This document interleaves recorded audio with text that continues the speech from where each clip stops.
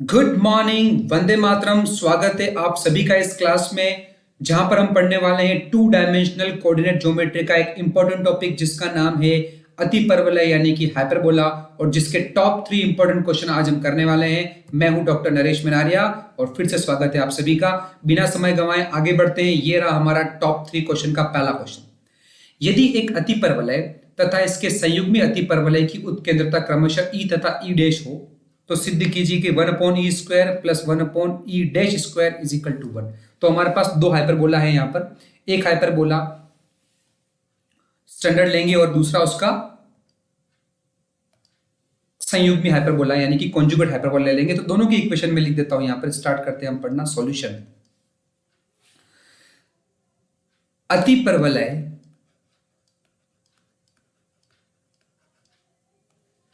का मानक समीकरण, standard equation of hyperbola, standard equation of hyperbola क्या होती है? ये इक्वेशन होती है x square upon a square minus y square upon b square is equal to 1। Okay, अब इसकी उत्केंद्रता यानी कि इसकी इसेंट्रिसिटी की बात करें तो क्या हो जाएगी? इसकी ई, इसकी उत्केंद्रता,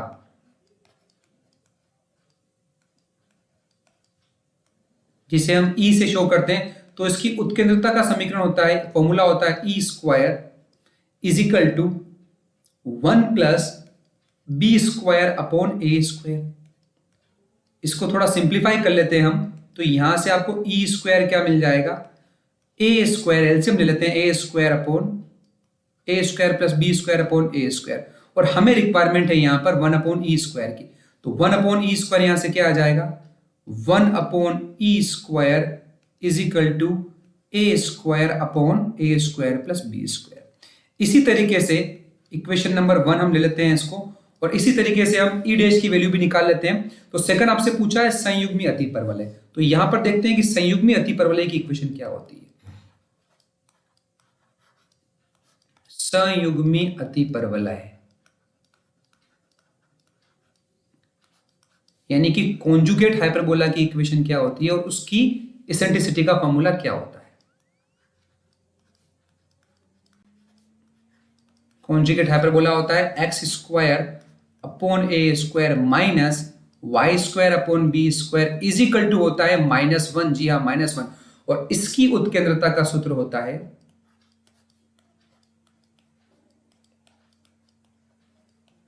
इसकी उत्केंद्रता यानी कि E का फॉर्मूला होता है e square is equal to, उसका थोड़ा सा उल्टा हो जाएगा, वहां था B square upon a square और यहां पे हो जाएगा ए स्क्वायर अपॉन बी स्क्वायर। तो इसको याद रखना भी आसान है। इसको थोड़ा सिंप्लीफाई कर लेते हैं, लघुत्तम ले लेते हैं यहां पर, तो क्या आ जाएगा? बी स्क्वायर प्लस ए स्क्वायर अपॉन बी स्क्वायर। या अगर हम इसको ऐसे लिखें, अच्छा इसको हम ई की बजाय इसको मान लेते हैं ई डैश, क्योंकि ई तो थी स्टैंडर्ड हाइपरबोला की और ई डैश किसकी हो जाएगी? संयुग्मी अतिपरवलय की। तो ई डैश मान लेते हैं, तो ई डैश 1/e डैश स्क्वायर की वैल्यू क्या हो जाएगी? 1/e डैश स्क्वायर की वैल्यू हो जाएगी, इसको उल्टा कर लेते हैं, B square upon a square plus b square. ये आपकी इक्वेशन नंबर हो जाएगी 2। अब हमें क्वेश्चन के अकॉर्डिंग क्या करना है? ऐड करना है, दोनों को जोड़ना है, एडिंग 1 and 2। तो 1 और 2 को जोड़ने पे हमें क्या मिलेगा? 1/e square plus 1/e dash square is equal to, यहां पर फर्स्ट तो था हमारे पास, देख लेते हैं क्या था। ए, देखिए सबसे लास्ट में इक्वेशन नंबर 1 क्या है? ए square upon a square plus b square. तो यहां आ जाएगा ए square upon a square plus b square. फिर इक्वेशन नंबर 2 में क्या वैल्यू है? B square upon a square plus b square. इसका जब हम एलसीएम लेंगे तो क्या आएगा? ए स्क्वायर प्लस बी स्क्वायर, और ये हो जाएगा ए स्क्वायर प्लस बी स्क्वायर, जो दोनों एक जैसे हैं, पूरी टर्म कट जाएगा और कटने के बाद आएगा 1। तो हमें मिल चुका है हमारा रिजल्ट कि 1/e square plus 1/e dash square की वैल्यू होती है 1, और यही आपको प्रूव करना था, हेंस प्रूव्ड इति सिद्धम। तो एक आसान सा क्वेश्चन हमने कर लिया। सिर्फ आपको यह पता होना चाहिए कि हाइपरबोला और उसके कॉन्जुगेट हाइपरबोला की इसेंट्रिसिटी का फॉर्मूला क्या होता है। ठीक है, आशा करता हूं कि आपको ये क्वेश्चन समझ में आ चुका होगा। अगर आप हाइपरबोला का इंट्रोडक्शन लेक्चर पढ़ना चाहते हैं, हाइपरबोला का इंट्रोडक्शन लेक्चर आप देखना चाहते हैं तो ऊपर आई बटन पे क्लिक कर देना, आपको हाइपरबोला के इंट्रोडक्शन लेक्चर का लिंक मिल जाएगा। अब बढ़ते हैं आज के most important, second most important question की ओर। देखिए आपकी स्क्रीन पर ये रहा।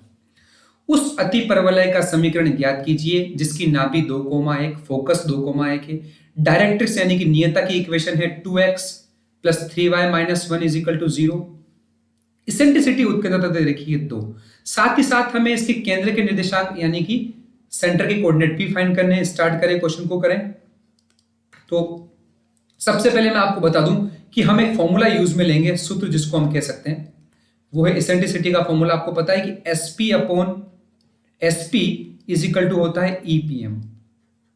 मैं थोड़ा सा आपको यहां पर बता दूं कि SP और EPM के बारे में हम क्या जानते हैं। तो स्टूडेंट देखिए, यहां से ये मैं एक डायग्राम बना रहा हूं। यहां पर एक पैराबोला का हाइपरबोला का P पॉइंट है x, y, और ये इसकी डायरेक्ट्रिक्स है। ये डायरेक्ट्रिक्स जो हमें गिवन है क्या है, 2x plus 3y minus 1 is equal to 0, जिसे हम नियता भी कहते हैं। अब ये हम P से लेकर जो डिस्टेंस है ये वाली S, ये इसका फोकस है जो हमें दे रखा है, फोकस नाभि दे रखी 2,1। P से लेकर M हम डालते हैं परपेंडिकुलर, तो ये पॉइंट हो गया हमारा M पॉइंट। तो ये डायग्राम जो है SP अपॉन EPM यहां से आता है।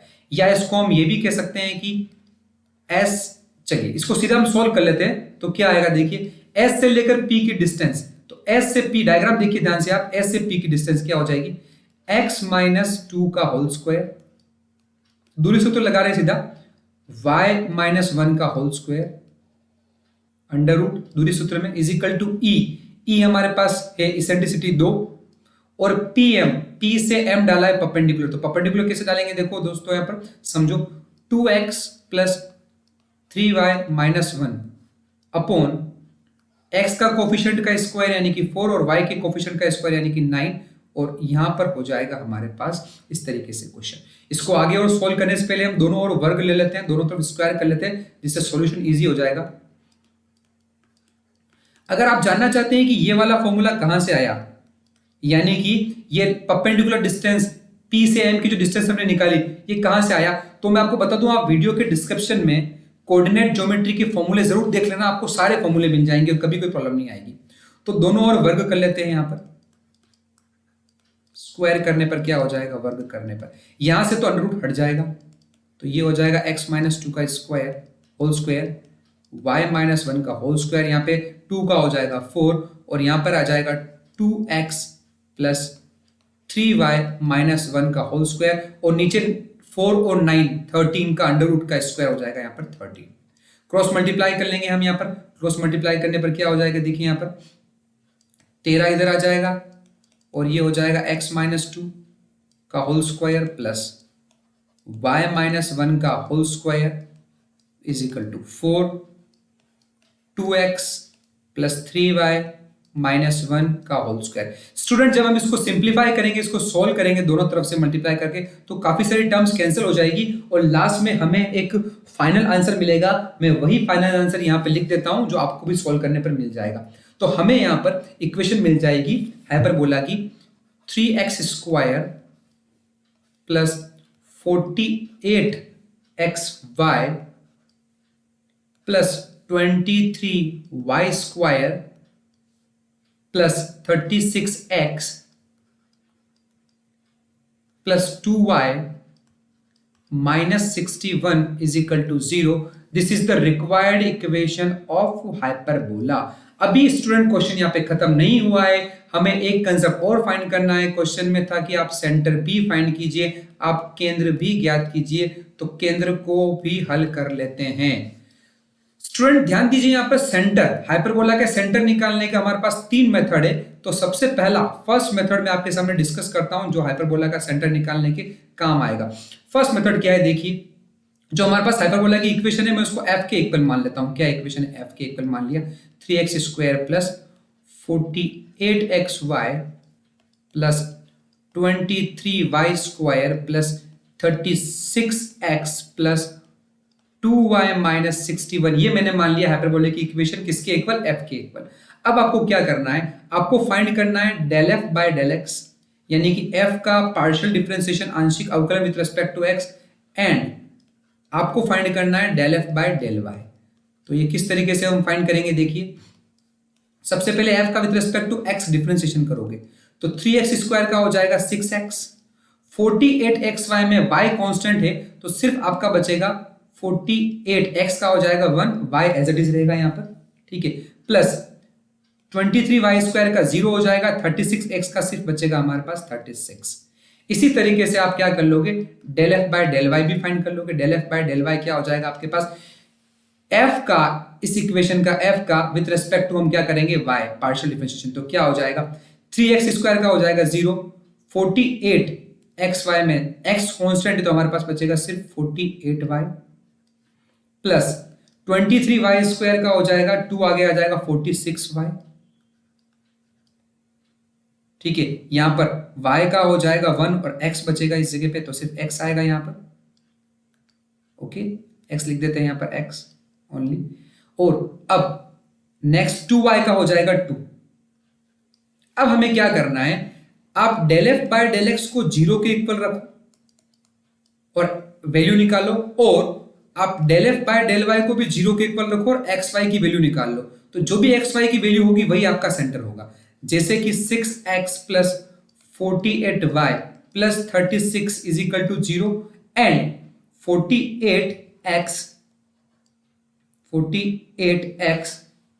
फर्स्ट है, 6x plus 48y plus 36 is equal to 0 second है, 48x प्लस 46y, x के नीचे x, y के नीचे y plus 2 is equal to 0। जब हम दोनों इक्वेशन को सॉल्व करेंगे तो हमें यहाँ पर x और y की वैल्यू मिलेगी, और जो x और y की वैल्यू होगी वही हमारा होगा सेंटर।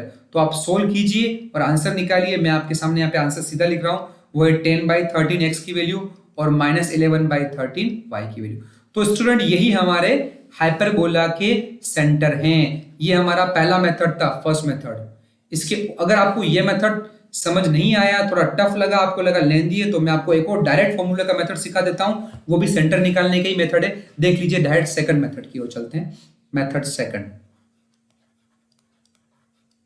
मेथड सेकंड में आपको क्या करना पड़ेगा, आपको दो फॉर्मूला याद करने पड़ेंगे। पहला फॉर्मूला, स्टैंडर्ड इक्वेशन होती है हमारे पास एक सेकंड डिग्री की, ax square plus by square plus 2hxy plus 2gx plus 2fy plus c is equal to 0।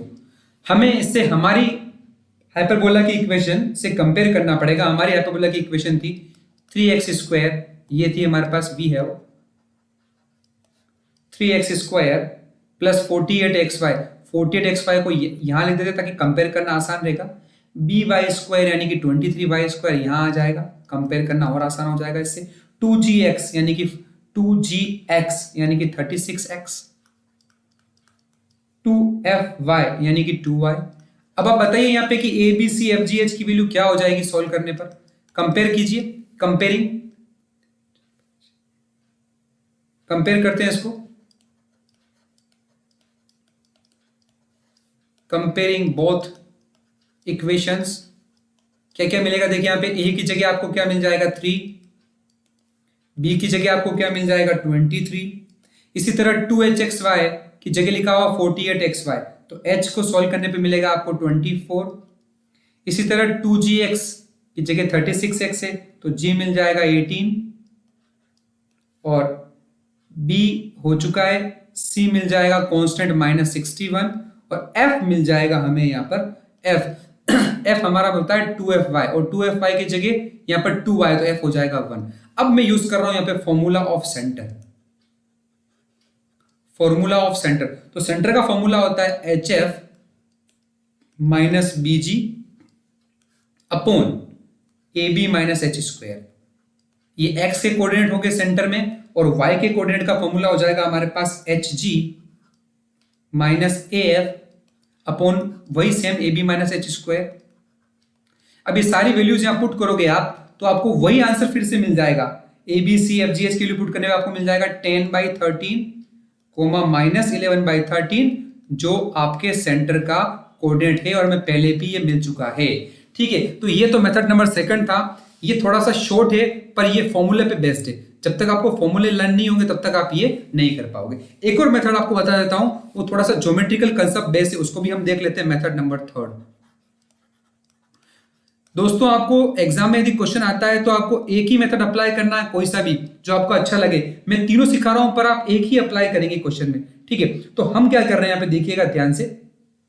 हम ले रहे हैं इक्वेशन ऑफ एक्सेस। देखिए यहां पर अगर मैं डायग्राम बनाता हूं एक तरीके से इस जगह पे, यह हाइपरबोला का एक्सेस है, यह हमारा हाइपरबोला है, यह हमारा नियता है, डायरेक्ट्रिक्स है हमारी। ठीक है, और यहां पर हम ले लेते हैं पॉइंट हमारा ए पॉइंट, यहां हम ले लेते हैं ए डैश पॉइंट, ये हमारा सेंटर हो जाएगा सी, और सपोज ये पॉइंट हम ले लेते हैं यहां पर जेड। ठीक है, तो equation of axes that is equation of a dash क्या हो जाएगी, देखिए ध्यान से यहां पर इसके बारे में बात कर रहा हूं। तो देखो ए डैश कहां पे परपेंडिकुलर है, इस परपेंडिकुलर ऑन डायरेक्ट्रिक्स यानी कि नियता पर परपेंडिकुलर है। एंड पासिंग थ्रू, कहां से पास हो रही है, एंड पासिंग थ्रू। ये जो हमारा पॉइंट है यहां पर एस पॉइंट क्या था हमारा, हमने अभी भी फाइंड किया था एस पॉइंट था हमारा फोकस क्या था 2,1। ठीक है, तो यहां पर 2,1 से पास हो रहा है एंड पासिंग थ्रू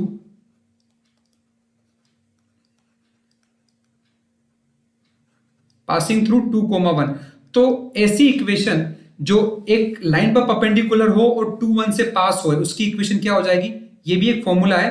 तो 2,1 यहां पे आगे मैं सीधा लिख लेता हूं। तो इसकी इक्वेशन हमें क्या मिल जाएगी, यहां पर सॉल्व करने पर हमें मिलेगा यहां पर 3x, ए डैश की equation 3x minus 2y minus 4 is equal to 0।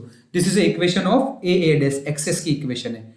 Okay, अब देखेंगे यहां पर ध्यान से, यहां पर हमें क्या पता चल रहा है कि ये जो इक्वेशन है हमारे पास, इक्वेशन नंबर 2 या equation of axes, equation number of axes, इसको नाम दे देते हैं हम n। ठीक है, तो इक्वेशन n कहां मिल रही है हमें, z पे मिलेगी। Equation n meets eight z point. तो आप जब इन दोनों इक्वेशन को सॉल्व करोगे, डायरेक्ट्रिक्स की इक्वेशन और एक्सेस की इक्वेशन को, तो आपको z पॉइंट मिल जाएगा। z पॉइंट क्या मिलेगा आपको, मैं लिख देता हूं सीधा, z पॉइंट मिलेगा आपको 14/13 कोमा -5/13। ये आपका z पॉइंट मिल जाएगा, क्योंकि ये कौन सा पॉइंट है, ये इंटरसेक्टिंग पॉइंट है किसका, इक्वेशन n का और डायरेक्ट्रिक्स का। तो आपको z पॉइंट के कोऑर्डिनेट यहां पर मिल जाएंगे। अब देखिए एक फॉर्मूला और मैं आपको बता दूं, चूंकि क्या फॉर्मूला होता है, देखिए ये जो है हमारा पास ए व ए डैश है, ये एस जेड को, ओके, ये एस जेड को इंटरनली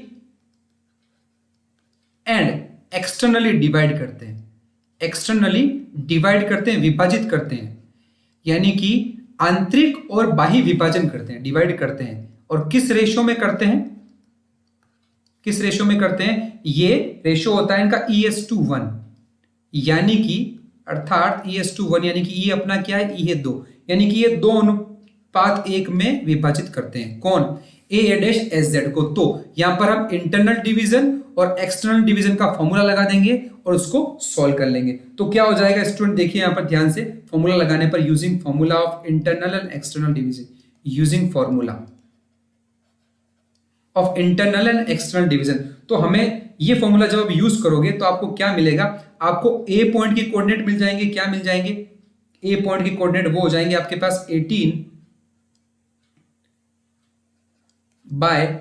1/13 एंड आपको ए डैश के भी कोऑर्डिनेट मिल जाएंगे, जो हो जाएंगे 2/13 -23/13। और आपको पता है z जो है वो मिड पॉइंट है, z इज मिड पॉइंट।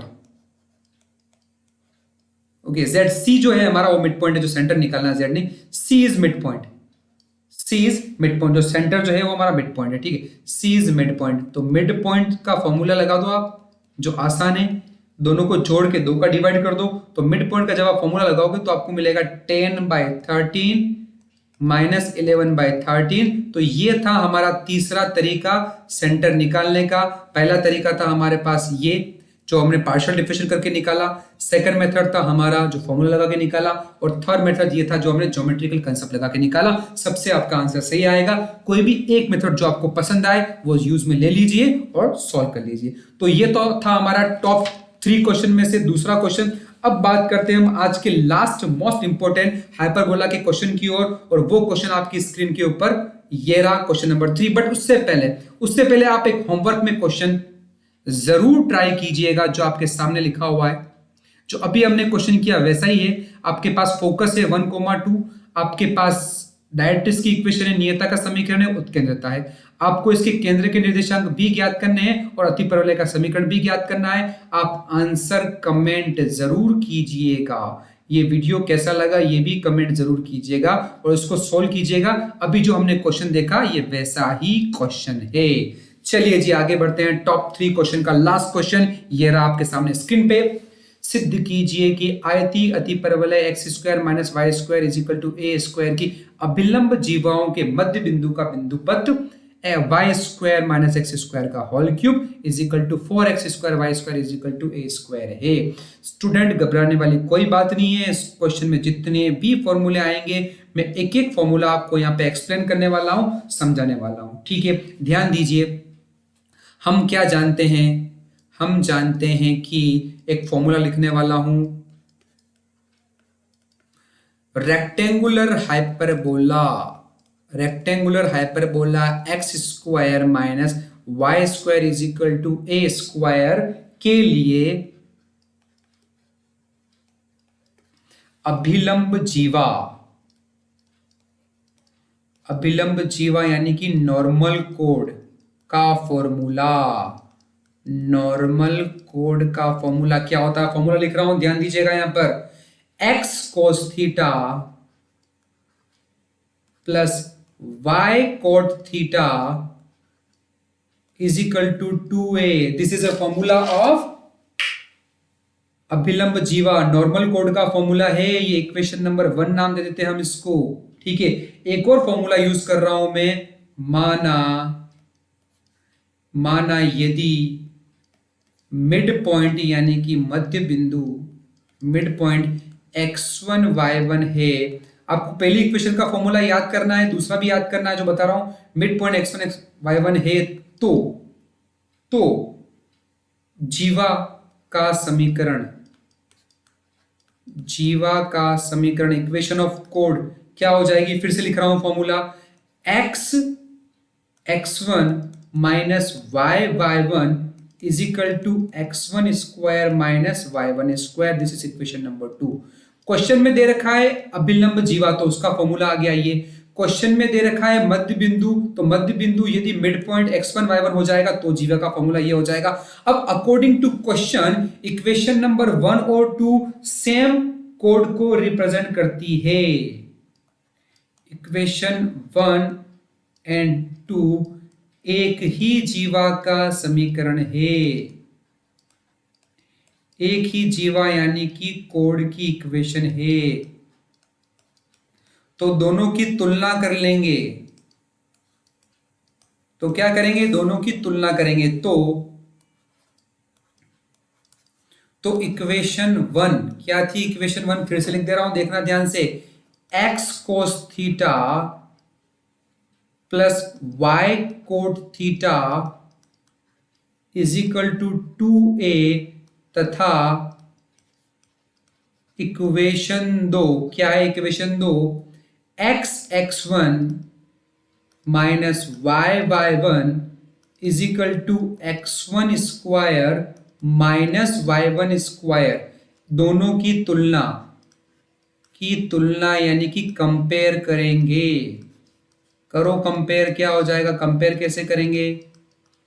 देखो इक्वेशन नंबर फर्स्ट में x का कोफिशिएंट क्या है? cos थीटा, इक्वेशन नंबर 2 में x का कोफिशिएंट क्या है, x1, ये हो गई तुलना। इक्वेशन नंबर 1 में y का कोफिशिएंट क्या है, कोट थीटा। नीचे क्या है, माइनस का y1, ध्यान देना। कांस्टेंट टर्म क्या है, 2a। यहां पर क्या है, x1 square minus y1 square, हो गई तुलना। अब क्या करेंगे देखिए, अब फर्स्ट एंड थर्ड को लिख के cos थीटा की वैल्यू निकालेंगे, जैसे कि cos थीटा अपॉन x1, ये तीनों बराबर है ना, तो आपस में बराबर लिख सकते हैं, लिख दिया। फर्स्ट और लास्ट को बराबर लिख लिया, तो यहां से आपके पास cos थीटा की वैल्यू क्या आ जाएगी, आपको मिल जाएगा cos theta is equal to 2a x1 upon x1 square minus y1 square. This is your equation number third. इसी तरीके से अब मैं ले लूं, अब ले लेते हैं अपन फर्स्ट और थर्ड, और फर्स्ट और थर्ड से आप साइन थीटा निकाल लो। तो फर्स्ट है आपके पास cos theta upon x1 is equal to, cot को लिख सकते हो आप, cos theta upon sine theta, cot theta की वैल्यू, और ये हमारा है माइनस y1। तो यहां से cos कैंसिल हो जाएगा। साइन थीटा की वैल्यू हमें क्या मिल जाएगी, यहां से sine theta is equal to x1 upon minus का y1, इक्वेशन नंबर 4। तो हमारे पास cos थीटा मिल गया 2a x1 upon x1 square minus y1 square, sine theta मिल गया x1 अपॉन माइनस का y1। अब देखो दोनों को स्क्वायर करके यदि हम ऐड कर देते हैं तो क्या आ जाएगा, 3 स्क्वायर प्लस 4 स्क्वायर करने वाले हैं, जिससे साइन स्क्वायर और cos स्क्वायर मिलके क्या हो जाएगा, 1। तो देखो sine square plus cos square क्या हो गया, 1 LHS में। RHS में देखो क्या हो जाएगा, स्क्वायर करने पर 4 square a square x1 square upon x1 square minus y1 square का whole square plus x1 square और माइनस का y1 हो जाएगा आपका प्लस का y1। अब इसको थोड़ा सिंप्लीफाई कर लेते हैं और सॉल्व कर लेते हैं और देख लेते हैं हमारा आंसर क्या आने वाला है। ठीक है, चलिए जी नेक्स्ट पेज पे हम यहाँ पर एलसीएम ले लेते हैं। एलसीएम क्या आ जाएगा हमारे पास, x1 square minus y1 square का whole square into y1 square. तो ये हम एलसीएम ले लेते हैं, यहाँ पर क्या आ जाएगा, 1 इज इक्वल टू, एलसीएम हमारे पास आ रहा है y1 स्क्वायर आ रहा है एक, तो एक आ रहा है हमारे पास x1 square minus y1 square का होल स्क्वायर। ठीक है, ये आ जाएगा, देख लीजिए एक बार फिर से, यहाँ पर ये आ जाएगा। अब क्या बचेगा, y1 स्क्वायर को 4a स्क्वायर x1 स्क्वायर से मल्टीप्लाई कर लेते हैं, तो हमारे पास क्या आ जाएगा, 4a square x1 square y1 square.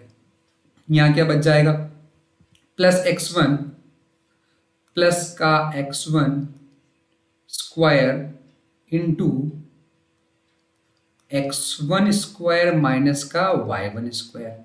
Simplify करते हैं, इस टर्म को LHS में भेज देते हैं, तो y1 स्क्वायर आ जाएगा x1 square minus y1 square का whole square is equal to 4a square.